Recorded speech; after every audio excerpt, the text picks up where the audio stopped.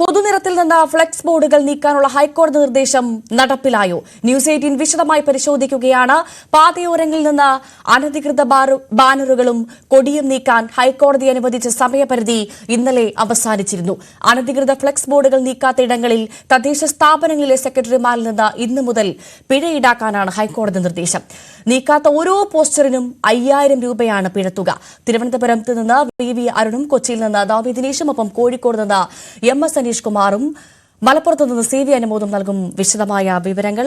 ആദ്യം തിരുവനന്തപുരത്തേക്കാണ്. വി അരുൺ തിരുവനന്തപുരത്തെ വിവരങ്ങൾ നൽകും. അരുൺ, എന്തായാലും ഇനി ഒരൊറ്റ ദിവസം പോലും പൊതുസ്ഥലങ്ങളിൽ അനധികൃത ബോർഡുകൾ ഉണ്ടാവാൻ പാടില്ല എന്ന കർശന നിർദ്ദേശമാണ് കോടതി നൽകിയത്. നമുക്കറിയേണ്ടത് അത് പാലിക്കപ്പെട്ടോ, കോടതിയുടെ വാക്കുകൾ മുഖവിലക്കെടുത്തോ എന്നതാണ്. തിരുവനന്തപുരത്തെ സ്ഥിതി എന്താണ് അരുൺ?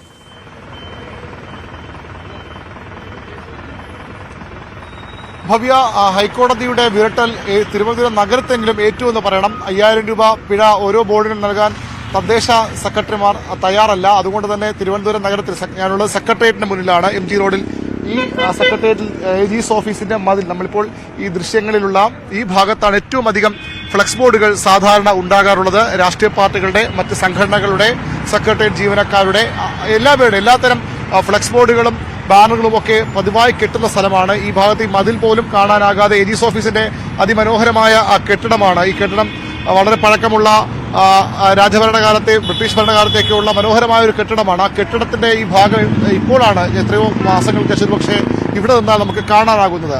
ആ തരത്തിൽ ഇവിടെ മറച്ച ബോർഡുകളായിരുന്നു എങ്ങും. ഈ ഫുട്പാത്തിലെ ഈ കൈവരികളിലെല്ലാം കൊടികളായിരുന്നു. രാഷ്ട്രീയ പാർട്ടികളുടെയും മറ്റ് മത സാമുദായിക സംഘടനകളുടെയും, നമ്മൾ രാഷ്ട്രീയ പാർട്ടികളെ മാത്രം കുറ്റം പറയേണ്ട കാര്യമില്ല.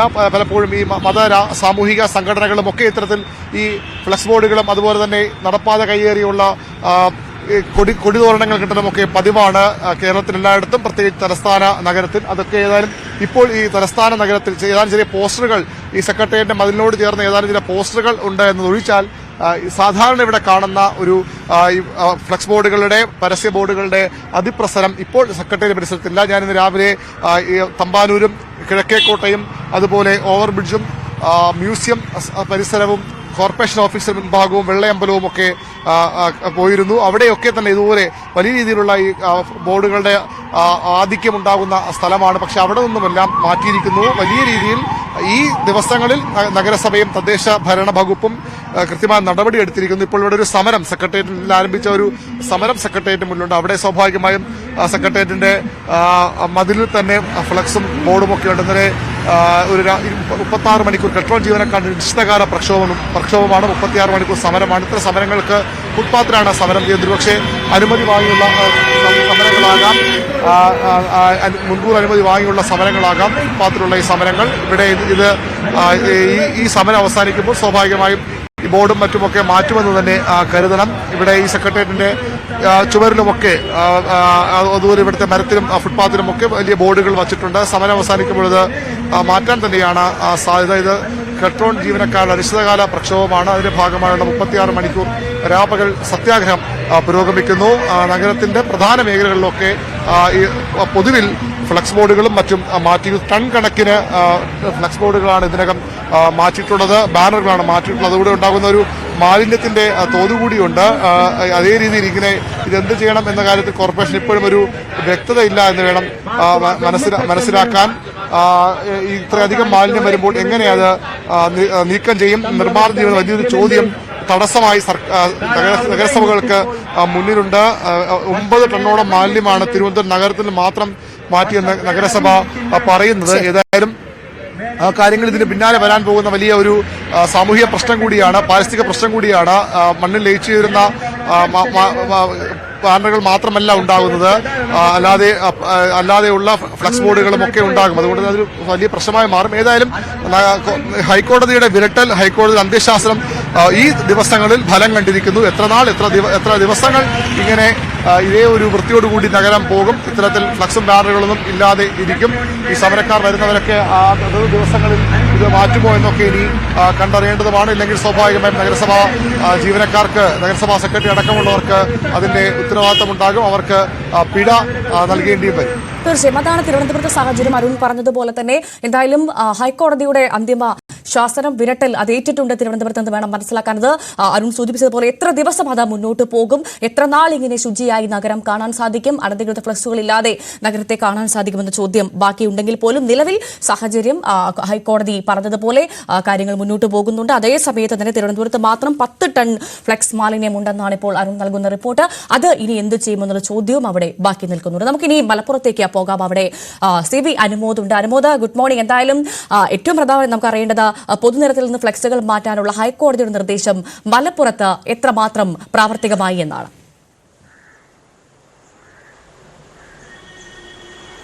ഭവ്യ, ഞാൻ നിൽക്കുന്നത് മലപ്പുറം നഗരസഭയിലാണ്. ഇവിടെ നമുക്ക് കാണാൻ കഴിയും മലപ്പുറത്തിൻ്റെ നഗരസഭയുടെ വിവിധ ഭാഗങ്ങളിൽ നിന്ന് ശേഖരിച്ച ഫ്ലക്സുകളുടെ വലിയ ഒരു കൂമ്പാരമാണ് മലപ്പുറം നഗരസഭയിൽ നമുക്ക് കാണാൻ സാധിക്കുന്നത്. ഹൈക്കോടതിയുടെ അന്തിമ നിർദ്ദേശം വന്നതോടെ ഈ നഗരസഭയിൽ പരിധിയിലുള്ള എല്ലാ ഫ്ലക്സുകളും ഇതിനോടകം തന്നെ നീക്കം ചെയ്തു എന്നാണ് നഗരസഭ അവകാശപ്പെടുന്നത്. ഇവിടെ പല പാർട്ടികളുടെയും സംഘടനകളുടെയും അതേപോലെ പരസ്യങ്ങളുടെയും ഒക്കെ ഫ്ലക്സ് ബോർഡുകൾ വലിയ തോതിൽ കുന്നുകൂടി കിടക്കുന്ന ഒരു കാഴ്ചയാണ്. ഇതൊക്കെ തന്നെ കഴിഞ്ഞ 2-3 ദിവസങ്ങളിലായി ശേഖരിച്ച ഫ്ലക്സുകളാണ് ഇവിടെ എല്ലാം തന്നെ കൂടുതൽ. ഇത് രാഷ്ട്രീയ പാർട്ടികളുടെ ഉണ്ട്, അതല്ലാതെയുള്ള പരസ്യങ്ങളുടെയുണ്ട്. അത്തരത്തിൽ നഗരസഭയുടെ പരിധിയിൽപ്പെട്ട ഒരുവിധം ഫ്ലക്സുകളൊക്കെയാണ് ഇവിടെ ഇത്തരത്തിൽ ഈ നീക്കം ചെയ്ത് കൊണ്ടുവന്നിട്ടുള്ളത്. ഇനിയും നീക്കം ചെയ്യാനുണ്ട്. കാരണം നഗരസഭാ സെക്രട്ടറിയെ സംബന്ധിച്ച് ഇത് ഹൈക്കോടതി നിർദ്ദേശം പാലിക്കുക എന്നുള്ളത് വളരെ അനിവാര്യമായ ഒന്നാണ്. അല്ലെങ്കിൽ വലിയ ശിക്ഷാ നടപടികൾക്കൊക്കെ പോകേണ്ട സാഹചര്യം വരുന്നതുകൊണ്ട് തന്നെ ഈ നഗരസഭയുടെ പരിധിയിലെ എല്ലാ മേഖലകളിൽ നിന്നും ഫ്ലക്സുകൾ ഒന്നായി കൊണ്ടുവന്ന് അല്ലെങ്കിൽ ശേഖരിച്ച് ആ മേഖലകൾ വൃത്തിയാക്കുന്ന നടപടികളാണ് ഉണ്ടായിരിക്കുന്നത്. എന്നാൽ പോലും ഇത് പൂർണ്ണമായി എന്ന് പറയാനാകില്ല. മലപ്പുറത്തിൻ്റെ വിവിധ മേഖലകളിൽ പ്രത്യേകിച്ച് പലയിടത്തും രാഷ്ട്രീയ സമ്മേളനങ്ങളൊക്കെ നടക്കുന്നുണ്ട്. അപ്പോൾ അതിൻ്റെ ഒന്നും മുഴുവൻ നീക്കം ചെയ്യാൻ കഴിഞ്ഞിട്ടില്ല എന്നാണ് നഗരസഭാ അധികൃതരൊക്കെ തന്നെ വ്യക്തമാക്കിയിട്ടുള്ള വിഷയം. ഇന്നത്തോടുകൂടി ഇതെല്ലാം തന്നെ നീക്കം ചെയ്ത് ഹൈക്കോടതിയുടെ ഉത്തരവ് പൂർണ്ണമായും പാലിക്കുമെന്ന ഒരു വിശദീകരണമാണ് നഗരസഭയുടെ ഭാഗത്തു നിന്നും ഉണ്ടായിരിക്കുന്നത്. വരും മണിക്കൂറുകളിൽ നമുക്ക് ഈ മാലിന്യങ്ങൾ എന്ത് ചെയ്യുമെന്ന കാര്യത്തിലും തുടർ നടപടികൾ എന്തെല്ലാം ഉണ്ടാകുമെന്ന കാര്യത്തിലൊക്കെ നഗരസഭാ ചെയർമാൻ്റെ എല്ലാം തന്നെ പ്രതികരണം ഉണ്ടാകും. എന്നാണെങ്കിലും നിലവിലെ സാഹചര്യത്തിൽ നമുക്ക് മലപ്പുറം നഗരസഭയിലെ കാണാൻ കഴിയുന്ന കാഴ്ചകൾ ഇപ്രകാരമാണ്. പ്രധാനപ്പെട്ട റോഡുകളിലൊക്കെ തന്നെ ഉണ്ടായിരുന്ന ഫ്ലക്സ് ബോർഡുകൾ ഒന്നായി ശേഖരിച്ച് ഇവിടെ കൂട്ടിയിട്ടിരിക്കുകയാണ്. ഇനി ഇതെന്ത് ചെയ്യും? അതാണ് പ്രധാന ചോദ്യം, അതെന്ത് ചെയ്യും എന്നുള്ളതാണ്. കാരണം അനുമോദ് പറഞ്ഞതുപോലെ പൂർണ്ണമായിട്ടില്ല നടപടിക്രമങ്ങൾ, കാരണം പൂർണ്ണമായിട്ടില്ല ഫ്ലെക്സ് ബോർഡുകൾ ശേഖരിക്കൽ എന്നുള്ളത് മനസ്സിലാക്കുന്നു. പക്ഷെ അപ്പോൾ പോലും നമുക്ക് കാണാൻ ദൃശ്യങ്ങളിൽ വളരെ വ്യക്തമായി കാണാൻ സാധിക്കും ഒരു കുന്നുപോലെ കൂട്ടിയിട്ടിരിക്കുകയാണ് ഈ ഫ്ലെക്സ് മാലിന്യങ്ങളൊക്കെ. അത് ഇനി എന്ത് ചെയ്യുമെന്നുള്ള ചോദ്യം അവശേഷിക്കുമ്പോൾ അതിന് ഉത്തരം നൽകേണ്ടത് ആരാണ്, അവരത് എപ്പോഴത്തേക്ക് നൽകും എന്നാണ് അറിയാൻ സാധിച്ചത്. അനുമോദ്, അതുതന്നെയാണ് ഏറ്റവും പ്രധാനപ്പെട്ട കാര്യം. നമ്മളിന്ന് അല്പസമയത്തിനകം തന്നെ നഗരസഭാ ചെയർമാനുമായി കാണുന്നുണ്ട്. അദ്ദേഹം ഇക്കാര്യത്തിൽ നഗരസഭയുടെ ഭാഗത്തുള്ള വിശദീകരണം എന്തെല്ലാമാണെന്ന് പങ്കുവയ്ക്കുമെന്നാണ് നമുക്ക് മനസ്സിലാക്കാൻ കഴിയുന്നത്. രാവിലെ അദ്ദേഹവുമായി സംസാരിച്ചിരുന്നു. നഗരസഭയെ സംബന്ധിച്ച് വലിയ വെല്ലുവിളി തന്നെയാണ് ഇതുള്ളത്. പക്ഷേ ഇത് മലപ്പുറം ജില്ലയിലെ വിവിധ ഭാഗങ്ങളിൽ നഗരസഭയിലായതുകൊണ്ടാണ് ഇത്രയെങ്കിലുമൊക്കെ ശേഖരിച്ച് ഇത് ഇപ്രകാരം കഴിയുന്നത്. പല പഞ്ചായത്തുകളിലും മറ്റ് പല നഗരസഭകളിലും ഈ സാഹചര്യമല്ല ഉള്ളത്. അതൊക്കെ കുറെ കൂടി ഗൗരവമായ സാഹചര്യങ്ങളാണ് തീർത്തിരിക്കുന്നത്. പ്രത്യേകിച്ച് ഈ ഞാൻ നേരത്തെ സൂചിപ്പിച്ച രാഷ്ട്രീയ സമ്മേളനങ്ങളൊക്കെ നടക്കുന്ന ഇടങ്ങളൊക്കെ ഉണ്ട്. അവിടെ നിന്നൊക്കെ ഫ്ലക്സുകൾ നീക്കം ചെയ്യുക എന്നുള്ളത് പ്രായോഗികമായിട്ട് അത്ര എളുപ്പമുള്ള കാര്യമല്ല. അതിൻ്റേതായ പ്രായോഗിക ബുദ്ധിമുട്ടുകൾ ആ മേഖലയിലുള്ളവർ തന്നെ പങ്കുവയ്ക്കുന്നുണ്ട്. അപ്പോൾ എന്തുകൊണ്ടാണെങ്കിലും ഹൈക്കോടതിയുടെ നിർദ്ദേശം പാലിക്കാൻ ബാധ്യസ്ഥരാണ് ഏത് സാഹചര്യത്തിലാണെങ്കിലും എല്ലാ തദ്ദേശഭരണ സ്ഥാപനങ്ങളും. ആ ഘട്ടത്തിലാണ് മലപ്പുറം നഗരസഭ അവരുടെ പരിധിയിൽപ്പെട്ട ഫ്ലക്സുകൾ ഏറെക്കുറെ നീക്കം ചെയ്തു എന്ന് അവകാശപ്പെടുന്നത്. എന്നാണെങ്കിലും ഇത് എന്തു ചെയ്യും, ഇനി തുടർ നീക്കങ്ങൾ, അതായത് ഇപ്പോൾ ഇത് സാധാരണഗതിയിൽ ഫ്ലക്സ് വയ്ക്കുക എന്നുള്ളത് എല്ലാവരും ഒരു സമയപരിധി വെച്ച് പതിവുള്ളതാണ്. ഇനി അത് ഇല്ലാതെ ആക്കുവാൻ അതൊരു ശീലമാണ്. ആ ശീലം മറികടക്കാൻ അല്ലെങ്കിൽ ആ ശീലം കർശന നിർദ്ദേശങ്ങളെ കൊണ്ട് മറികടക്കുവാൻ എന്തെല്ലാം നടപടികൾ സ്വീകരിക്കേണ്ടി വരുമെന്നൊക്കെ കണ്ടറിയേണ്ട കാര്യം തന്നെയാണ്. എന്നാലും നമുക്ക് വരും മണിക്കൂറുകളിൽ നഗരസഭാ ചെയർമാന്റെയും മറ്റ് ഉദ്യോഗസ്ഥരുടെയൊക്കെ പ്രതികരണം ഈ ഒരു വിഷയത്തിൽ ലഭ്യമാക്കാനാകുമെന്നാണ് പ്രതീക്ഷിക്കുന്നത്. തീർച്ചയായും അത്തരത്തിൽ തന്നെയാണ്. എന്തായാലും മലപ്പുറത്തും ഏറെക്കുറെ ഇത്തരത്തിൽ ഫ്ലെക്സ് ബോർഡുകൾ നീക്കം ചെയ്തിട്ടുണ്ടെന്നാണ് അനുമോദം നൽകുന്ന റിപ്പോർട്ടിൽ നിന്ന് മനസ്സിലാക്കുന്നത്.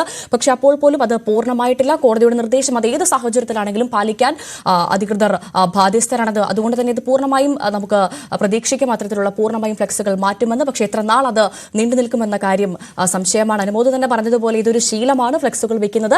അപ്പോൾ ഈ കർശന നടപടികളിലൂടെ എത്രമാത്രം ആ ശീലം കുറയ്ക്കാൻ സാധിക്കുമെന്നാണ് ഇനി കണ്ടറിയേണ്ടത്. നമ്മൾ ഇനി